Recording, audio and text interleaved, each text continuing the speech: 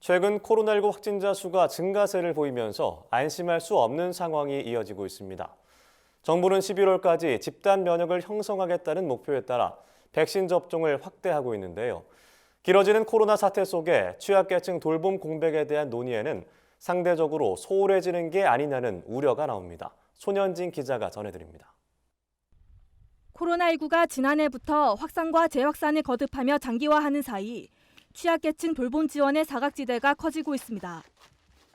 최근에는 정부와 지자체가 집단 면역을 위한 백신 접종에 매진하면서 돌봄 공백에 대한 논의가 뒷전에 놓일 우려도 높아지고 있습니다.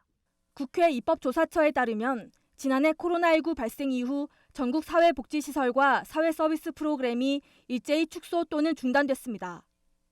감염 확산을 막기 위한 사회적 거리두기 조치 때문입니다.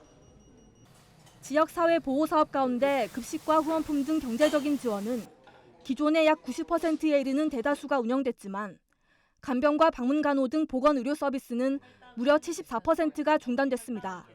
가족, 지인 등의 소규모 접촉과 지역의 집단 감염이 여전히 중요한 감염 경로입니다.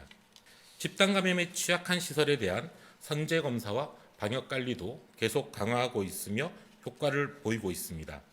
돌봄 공백은 도시에 비해 의료 인력이 부족하고 교통 인프라 등이 충분하지 않은 농촌에서 더욱 심각해지고 있습니다.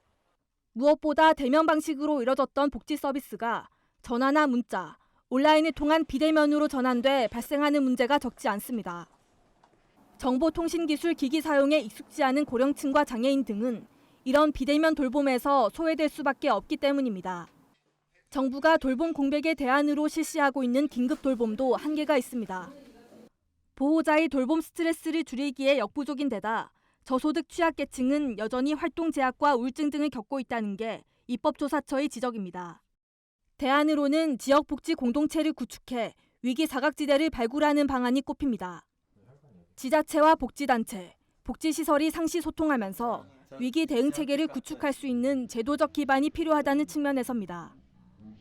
도시에서처럼 시설 같은 데 나가기가 어렵고 하시니까 아예 지역 내에서 주민이 직접 제공한다거나 코로나 등 재난 상황에 맞게 사회복지시설 운영 가이드라인을 지금이라도 수립해야 한다는 지적이 제기됩니다.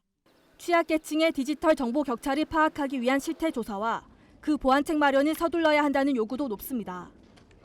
집단 면역 형성을 향해 박차를 가하는 것도 좋지만 당분간 코로나와 함께 살아가야 하는 위드 코로나 시대에 맞게 돌봄 공백을 메울 수 있는 제도적 정책적 지원이 시급해지고 있습니다. MBS 손현진입니다.